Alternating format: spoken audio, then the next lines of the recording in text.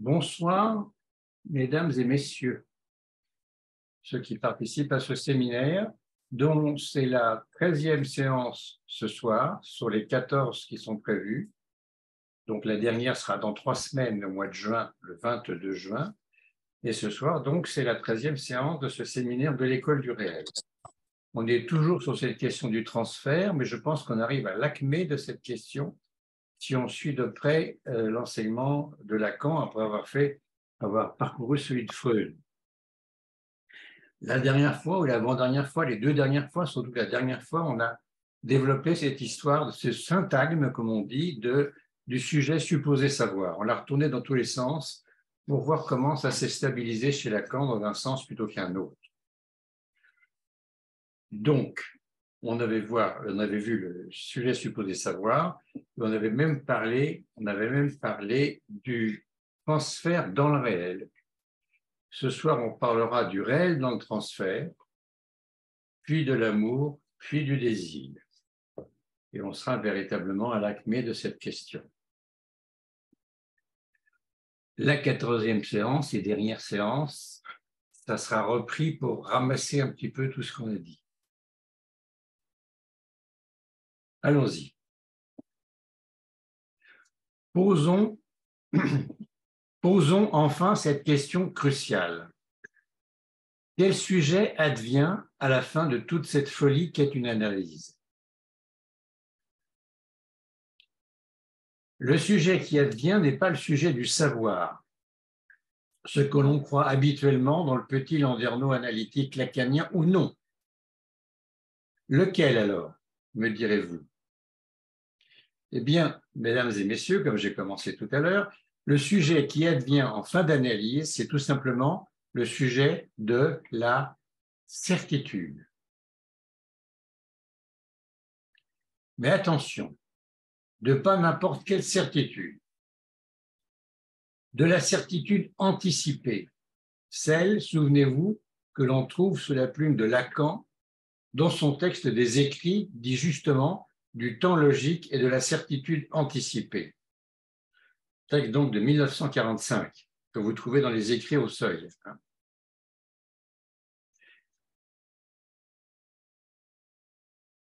La certitude anticipée, donc, qu'on trouve dans le temps logique et la certitude anticipée dans les Écrits. Il s'agit donc ici d'une hâte à conclure. Pas à conclure dans la hâte, là où ne serait que raté, voire rature de son analyse. Une certitude anticipée dans la hâte à conclure, reprenons, et vérifiée dans l'après-coup par des scansions.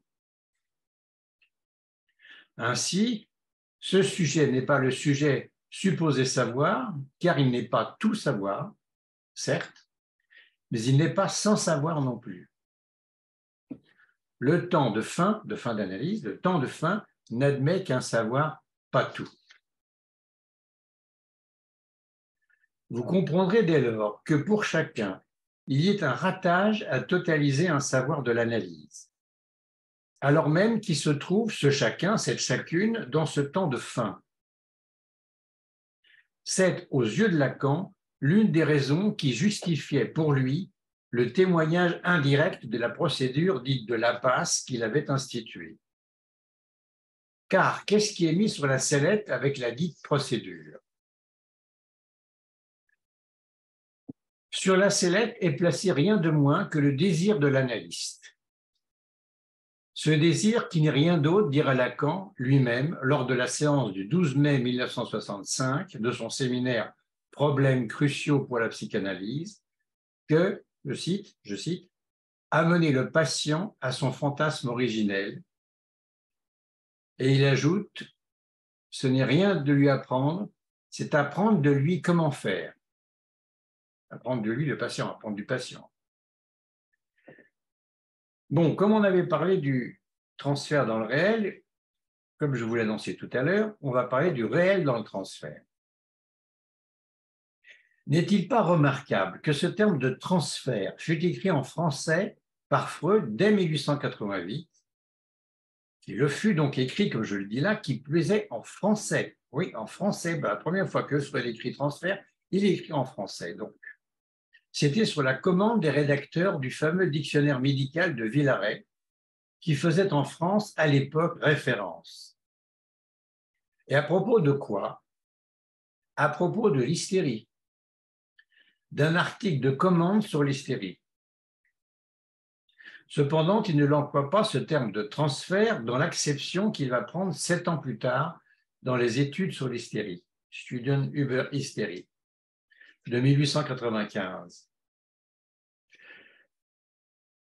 Par ce terme, Freud vise à cette époque le changement du côté du corps, un changement d'hémicorps pour un symptôme hystérique.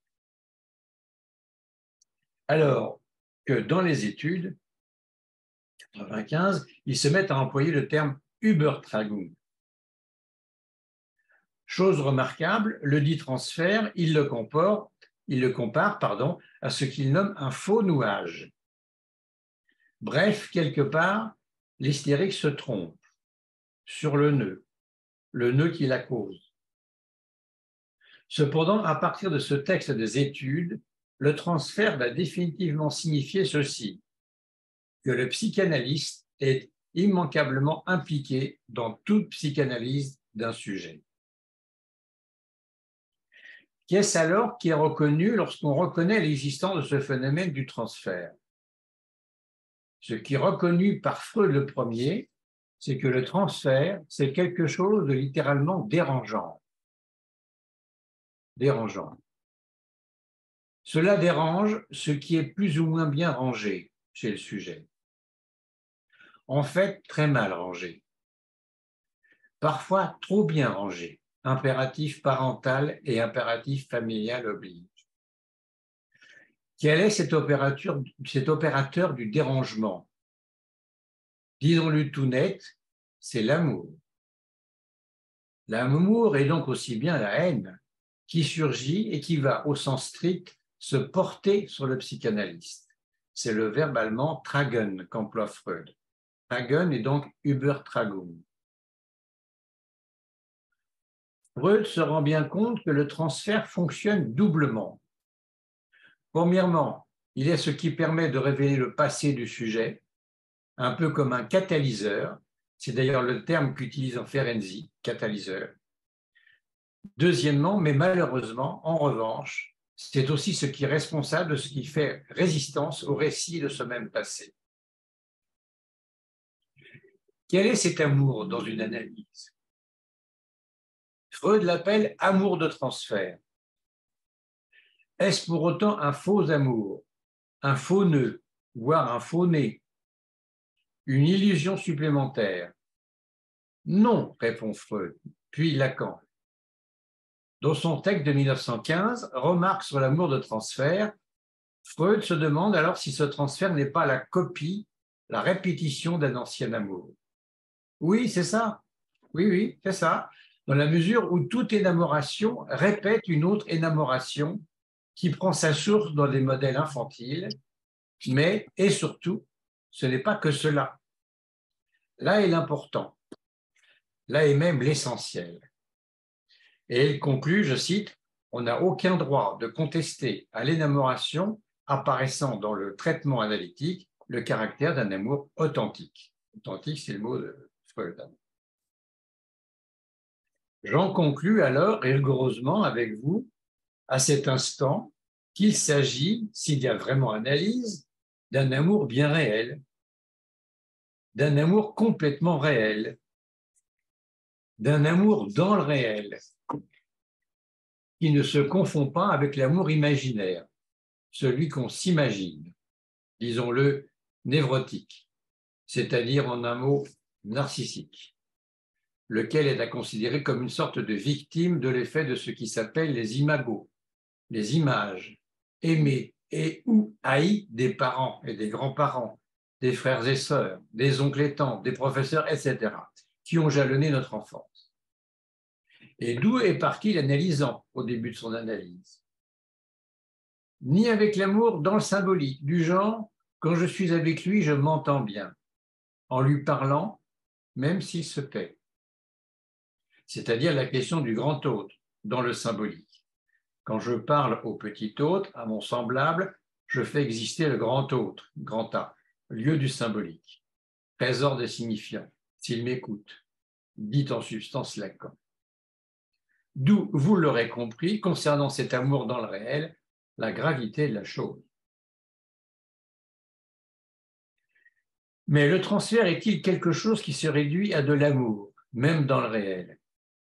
Même si au complet, on se rend compte qu'il est tissé des trois éléments, des trois dimensions de cet amour. Amour dans l'imaginaire, sérieusement mis à mal et puissamment réduit au décours d'une analyse. Amour dans le symbolique, le rapport de parole d'un ou d'une qui parle à l'autre, grand autre, sujet supposé savoir, car il s'agit au fond du savoir. Deuxième élément de la théorie du transfert chez Lacan, le premier étant, vous le savez, l'objet petit a. Autre qui écoute pour qu'en retour, le premier, la première, s'entendent, entendent enfin et pour la première fois souvent ce qu'il, elle, est en train de dire, et de dire depuis parfois un bon bout de temps. Amour dans le réel, iketnink, ici et maintenant, de cette forme de l'amour dans l'impossible, cet amour qui unit en désunissant dans sa progression vers la différence absolue, la différence sexuelle absolue.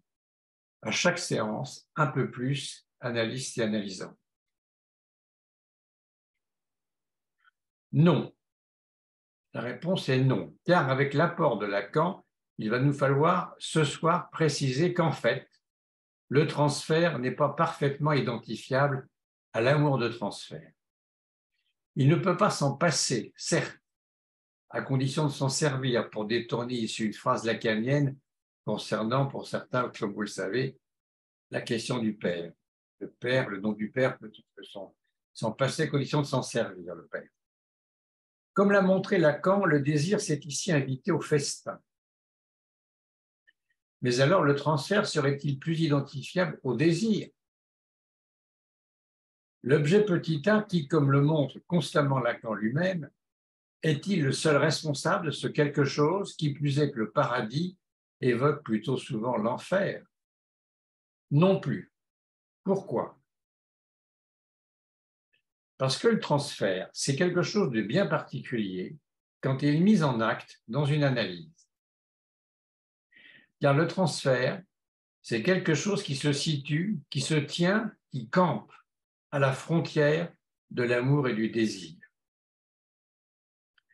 Le transfert, en quelque sorte, est un passeur de frontières. Et dans les deux sens, je vous prie. Quand Lacan avance en 1960 qu'il n'y a pas de contre-transfert parce qu'il n'y a pas d'intersubjectivité, c'est aussi pour signifier qu'il n'y a qu'un transfert. Il y a le transfert, un point c'est tout. Le transfert dans lequel les deux protagonistes, l'analysant et l'analyste, sont pris, sont faits comme des rats, comme l'homme rat.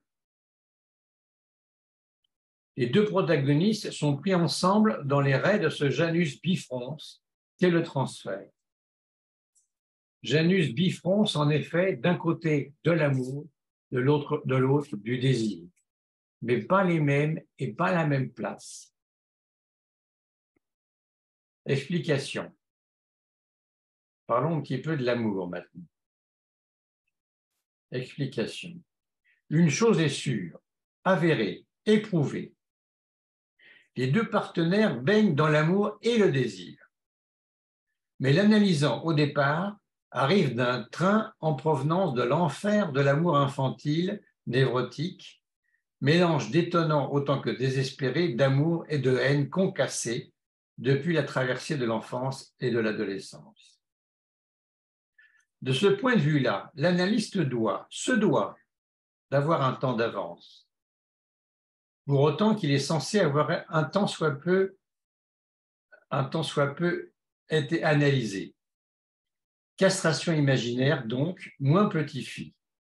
Castration des images, des imagos, des figures idéales, des illusoires figures du père, de tout père, comme de tout maître, comme du maître de tout maître. Oui. L'analyste, c'est le moins que l'on puisse attendre de lui, Il n'y croit plus. Il a payé pour rencontrer cela. Il est sorti de cette croyance génératrice de catastrophes psychiques. Il sait que le grand autre, en tant qu'imaginaire, n'existe pas. Qu'il n'y en a que des ersatz, des simulacres, des illusions, des trompe-l'œil, des trompe-l'oreille, en somme des trompe-couillons.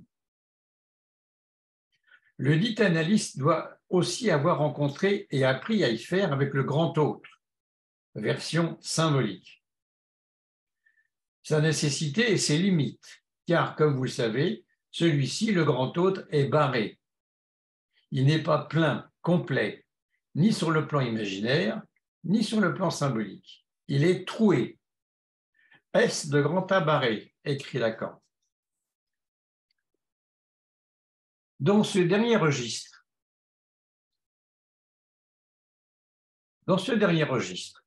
il y a un trou dans la langue. On dit que le langage est décomplété d'un signifiant qui manque. L'ultime signifiant, le signifiant qui se voile, se dérobe quand vous l'appelez en l'autre, grand A, en grand autre, et qui réfère au phallus symbolique, grand phi, l'organisateur de toute signification, lequel se présente comme le signifiant du désir, primordial en ce qu'il est, je cite, le signifiant destiné à désigner dans leur ensemble les effets de signifier, en tant que le signifiant les conditionne par sa présence de signifiant. Extrait donc de la signification du phallus de 58 dans les écrits. Page 685-695. L'analyste se doit en fait, ainsi, d'être parvenu sur les rives de ce qu'on appelle la castration symbolique. Il sait que même si la vérité parle jusqu'à plus soif, elle ne fait à chaque fois que se mi-dire. Et jamais personne ne peut avoir le dernier mot. Le dernier mot manque, même au maître. Et c'est pour cela qu'on parle. Pendant longtemps, au cours de la cure, dans l'imaginaire et le symbolique, les deux protagonistes ne sont pas dans un même rapport à ces deux registres, grand I, imaginaire, et grand S, symbolique. Il y a un différentiel dans le rapport. Ils ne sont pas aux mêmes places, à quoi s'ajoute un différentiel dans la temporalité. Ils ne sont pas au même temps concernant les dix rapports à grand I et à grand S, à l'imaginaire et au symbolique. Reste que les deux protagonistes, se retrouvent cependant pris ensemble dans un impossible que j'ai appelé à l'instant l'amour dans le réel. Troisième registre de l'amour qui les anime. Cet amour dans le réel, vous l'entendez bien, n'est pas à concevoir comme un amour ordinaire, un amour courant, celui dont le sujet méconnaît plus ou moins qu'il n'est qu'une réédition d'un amour passé à peine transformé. Celui dont il dit que c'est un amour possible, comme il l'espère, à tout le moins. Il le rêve et s'épuise à le réaliser comme possible. C'est aussi, notons-le, au passage, cet amour dit possible que la religion sanctifie dans le mariage, venant alors renforcer l'illusion des amants d'être unis par Dieu le Père, c'est-à-dire de faire un, grand U, un. Grâce à ce tiers, grand T, et divin élément. Enfin, ce qui est pour effet de renforcer encore leur aliénation imaginaire. C'est enfin ce que l'État, qui faisant aussi tiers, a repris point par point de la religion dans le mariage civil, scellant laïquement l'union des époux devant la loi républicaine. Non, ici, ce dont il s'agit, c'est d'un amour d'emblée impossible. D'emblée impossible. Ou, à mieux dire, un amour dans l'impossible. D'autant plus ravageant risque-t-il d'être parce que, précisément, il gît dans l'impossible. Si gît dans l'impossible, notre amour impossible, notre amour réel. Bon, reprenons et distinguons clairement, rigoureusement. ces amours, ces deux amours. Le premier est un amour improbable. Beaucoup d'obstacles sur sa route le rendent improbable parce que c'est un amour dans l'imaginaire. C'est un amour de l'image, un amour de l'image de l'amour, un amour de l'image inconsciemment idéalisée de l'amour. Autrement dit, c'est un fantasme d'amour. C'est pour cela que c'est un amour toujours espéré, un amour qui passe son temps à vivre dans l'espoir, un amour qui s'aime en aimant l'amour. Le second est un amour impossible. C'est une torture dans le réel, mais qui revient toujours à sa même place d'impossible. C'est aussi un amour qui fait trou dans l'amour de l'image, dans l'amour imaginaire. Il n'arrête pas constamment de contribuer à le trouer, à l'emporte-pièce ou en le déchirant. On lui en veut pour cela. On lui veut même beaucoup pour cela, car il désillusionne, déprime et enfin désespère l'amoureux ou l'amoureuse de l'image de l'amour. Il arrive qu'on le lui fasse payer, en arrêtant son analyse, par exemple, ou en mettant de la distance avec son analyste, sous une forme ou une autre. C'est dans ce second amour, dit ici dans le réel, qu'analyste et analysant sont ensemble pris. Et là, l'analyste n'a aucun temps d'avance. Et ils sont à des places identiques, bien que l'on puisse quand même dire que l'analyste, lui, se doit d'en avoir été averti par l'expérience de sa propre analyse. Si analyse il y a eu, bien sûr, et poussé jusqu'à son terme, ou plutôt sa fin, en fait, son accomplissement. Après l'amour, on parle du désir. Seulement voilà, le Janus bifrons en a justement un autre, un front sur lequel il opère autrement. C'est celui de l'objet et de son manque, c'est-à-dire celui du désir. Et le désir est sans représentation directe, sinon par le biais contourné de l'amour dans l'imaginaire, auquel cas il se dégrade dans la demande. Le désir, c'est quelque chose qui pousse avec la pulsion. C'est aussi quelque chose qui se dit et peut même, comme l'analysien cite, se parler, ne pas renoncer surtout à se parler, même si c'est de travers, d'une manière tordue la plupart du temps, par dénégation, ou sous la forme d'un troc du style « va, je ne te hais point », d'une Bérénice qui s'adresse à son Titus. Car la propension à l'injonction de l'autre, c'est toujours « tais-toi ». Tais-toi sur ton désir, tu déranges, tu me déranges. Le désir qui se dit, ça crée toujours le malaise chez l'autre. Ça crée de l'angoisse. Raison pour laquelle, vous le savez, angoisse et désir entretiennent toujours un étroit rapport. Le désir, c'est quelque chose qui peut se définir dans son rapport intrinsèque à l'ordre biologique des besoins et à l'ordre langagier de la demande d'amour. Sauf que c'est ni l'un ni l'autre. Ou plutôt, c'est entre les deux, participant des deux, sans s'identifier aucunement. Le sujet désire, car la satisfaction de ses besoins vitaux passe par l'appel adressé à un autre. Mais ceci a une conséquence immédiate. Cette dépendance à l'autre, grand A, statut de l'humain en sa prématurité naturelle, dénature d'emblée la satisfaction, qui n'est jamais celle attendue, et qui se transforme alors en demande d'amour. Donc d'aliénation redoublée. J'ai faim, tu me donnes de la nourriture, mais tu ne me donnes pas l'amour dont j'ai faim. Le transfert se situant à la frontière du désir et de l'amour, avions-nous dit plus haut, nous autorise maintenant à saisir en quoi nous rencontrons une telle complexité toujours surprenante au niveau de l'amour de transfert. En effet, ce dernier n'est pas chez l'analysant limité en son action à ce qui se passe à son propre niveau.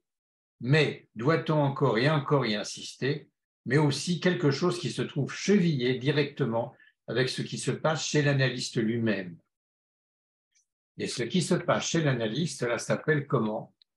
Cela se nomme le désir de l'analyste. Vous vous souvenez du séminaire de 1960-61 intitulé « Le transfert ». On y voit Lacan nous montrer l'articulation de l'amour et du désir. Lacan nous la montre, cette articulation, avec ce qu'il appelle la métaphore de l'amour. Il les désigne un premier terme, celui de l'amant ou du désirant. C'est la même chose en grec. Héron, car Érastès, comme on l'a souvent exprimé, mais ce n'est pas Érastès, c'est Héron, car Érastès, c'est plutôt l'aimant. Puis un deuxième terme, héroménos, l'aimer, le désirer. C'est pareil en grec. On est ici avant l'ère chrétienne qui a tout brouillé avec l'amour pur qui confine au rabattement de la question du désir sur l'obscénité de la chair, chair, et le prototype de l'amour littéralement désincarné sur Dieu. Alors, vous le savez, une métaphore, c'est une substitution de deux termes, de deux signifiants. Eh bien ici, celui qui est ou se veut coûte que coûte en position d'aimer, désirer, substitue à cette position d'aimer, désirer celle d'amant, désirant. C'est cela la métaphore de l'amour, un retournement. Et c'est à ce point précis que se produit la signification de l'amour. Qu'est-ce à dire? Je suis désirant, je veux croire que l'autre, désirant, est devenu me désirant, car dans les bûches de ce feu-là, qui s'enflamme par mon désir, je perçois une main qui se tend vers moi. C'était la petite histoire que raconte Lacan. C'est bien ce qui se produit dans une analyse, car cet amour dans le réel, dont je vous parle ici ce soir, cet amour impossible qui enlace dans un ensemble invivable, quasi insupportable par moments, analyste et analysant, est un amour qui réintègre en son sein le désir, qui s'y confond, qui ne fait qu'un, grand U, comme dans la Grèce ancienne à l'époque où se déroule le banquet, dialogue platonicien. Un amour qui lie pulsion et langage, un amour infernal, un désir-amour, comme a cru bon à un certain moment de le nommer Lacan, qui en fit même un verbe, je te désirème, tu me désirèmes, etc. Le verbe donc désir-aimer. L'analyste, aimer ou haï, cela ne change rien à l'affaire. Vous le remarquerez, est virtuellement aimant. Il est votre amant, osons le terme. N'est-ce pas pour cela que Lacan parlait de l'analyse comme d'un concubinage? C'est assez parlant, non? À minima, on peut démontrer qu'il est aimant désirant, ne serait-ce qu'à vous écouter, sinon pourquoi ferait-il ce métier impossible? Ceci dit, et on le sait d'expérience, la position du sujet désirant, c'est celle fondamentalement du manque. Alors il faut miser sur l'amour de transfert, lui octroyer gentiment tout ce qu'il demande, durant son temps d'éclosion, qui est pour chaque sujet différent, très différent subjectivement donc, de un jour à plusieurs mois, voire années. Car chemin faisant du transfert, le sujet est conduit par l'opération de la métaphore de l'amour progressivement, voire quelquefois brusquement ou brutalement vers la vérité, et au mieux jusqu'à la vérité de son désir. Mais attention, cette vérité de son désir n'est pas nécessairement un bien pour le sujet, car elle n'est pas de l'ordre d'un bien. Elle n'est pas de l'ordre des biens.